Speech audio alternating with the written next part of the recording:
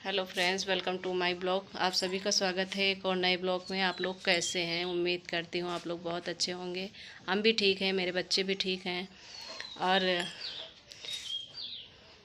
आज हमारे यहाँ बहुत लेट लपेट हो रहा है खाना, क्योंकि आज मैं कहीं गई थी और दुखद समाचार ये है कि हमारे बड़ी बहन है, उनके ससुर जी कल एक्सपायर हो गए थे। 1 महीने से बीमार थे, कुछ खाते पीते नहीं थे। रात में कल शाम को ख़त्म हो गए। तो उनको तो हम मुझे खबर आई तो मैंने रोहित से कहा, फिर उनके साथ सुबह जाना था। हमने कोई काम नहीं किया, सुबह सारा काम छोड़ कर के चले गए थे। और घर पे बेटी थी, बिटिया ने सारा काम किया। और आपको मैंने बताया कि जो है मैंने भैंस पाल रखी हैं, और तो उनको बाहर का काम, घर का काम सारा निपाट करके। और बेटी हमारी छोटी है, अभी इतनी बड़ी नहीं है जितना अकेले काम जिम्मेदारी निभाती है। और बेटा को देखना, समय से उसे खाना देना, समय से नहलाना, दवा देना, लैट्रिन बाथरूम जाता है उसको कराना। तो क्योंकि बिटिया हमारी सारी जिम्मेदारी निभाती है, इसीलिए थोड़ा दिक्कत नहीं, ज़्यादा हमको नहीं दिक्कत होती है, नहीं तो बहुत बड़ा प्रॉब्लम होए। और फिर बिटिया हमारी जब 6 साल की थी तब से जिम्मेदारी निभा रही है। 6 साल की थी बेटे, जब बेटा बीमार हुआ था तब से जो है कि रात में दवा लेना, रात में उठा देना, बेटा उठो, हमें पानी की ज़रूरत है, दवा की ज़रूरत है, बच्चे को देना है। कभी कभी रात में बच्चे की ज़्यादा हालत ख़राब हो जाती थी। तो तब से आज तक जिम्मेदारियां बहुत निभा रही। लेकिन मुझे कहीं ना कहीं अफसोस भी होता है कि जो जो बचपना था, इसको खुशी का बचपना, जो सिर्फ खेलना घूमना और इतनी बड़ी जिम्मेदारियां नहीं होनी चाहिए, तो वो आज इतनी बड़ी जिम्मेदारी निभा रही है। और इसका तो बचपना हम लोग ने छीन लिया है। बचपना अब उसका क्या बचपना रह गया है? जो बड़ों की जिम्मेदारी होती है आज वो जिम्मेदारी निभा रही है।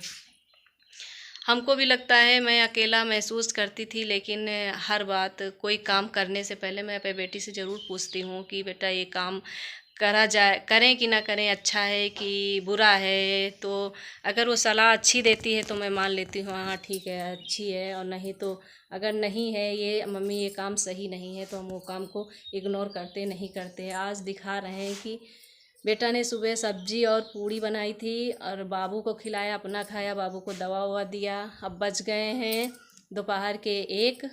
तो हम आई, उसके बाद वहाँ से वापस आ गए। 2-2.5 घंटे वहाँ थे, वहाँ से फिर हमने वापस आ गई। रोहित के साथ गए थे, हमारे जेठ के लड़का। फिर आए यहाँ तो हमने नहाया वहाया, और मन नहीं है, खाना वाना खाने का मन नहीं था। और बेटा सुबह सब्जी पूड़ी बनाई थी, बाबू खवाई, अपना खाई।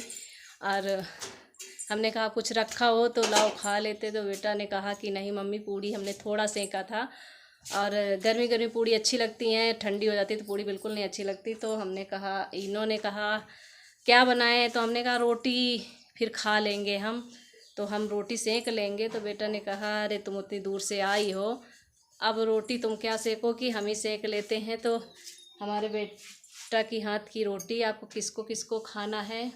अगर जिसको खाना है तो आ जाइए। बेटा देखो हमारी जुटी पड़ी है, रोटी सेक रही है। बेटा हेलो करो। गुस्सा होगा? नहीं, गुस्सा नहीं है बेटा, मेरी कभी नहीं गुस्सा होती हैं। लेकिन एक चीज़ का दोस्तों है कि देखो धूप कितनी कड़ाके की धूप है, ऊपर टीन है, तो टीन बहुत तपती है। वो भी बच्ची है, वो उसको जितना जिम्मेदारी है, जितना ये बहुत कठिन काम है तो कर रही है। हमने कहा लाओ हम ही सेक लेते हैं, लेकिन उसने कहा अरे तुम बैठो आराम कर लो, तब तक हम सेक लेते। बेटियाँ यही होती हैं। और लेकिन हम उन माँ बाप से कहना चाहती हूँ कि बेटियाँ, भाई हर बेटी, कुछ ऐसी बेटियाँ हैं, मैं उनको नहीं कहती हूँ, लेकिन हर माँ बाप का जिम्मेदारी यही है कि बेटियों को प्यार मोहब्बत से रखे। उन्हें जितना हो सके, माँ बाप का प्यार की बहुत ज़रूरत होती है, क्योंकि उनको जितना हम आगे आने वाले कल में उनको कैसा घर, कैसी फैमिली, क्या किसके साथ कैसा रहना, कैसा व्यवहार, कैसा उठना,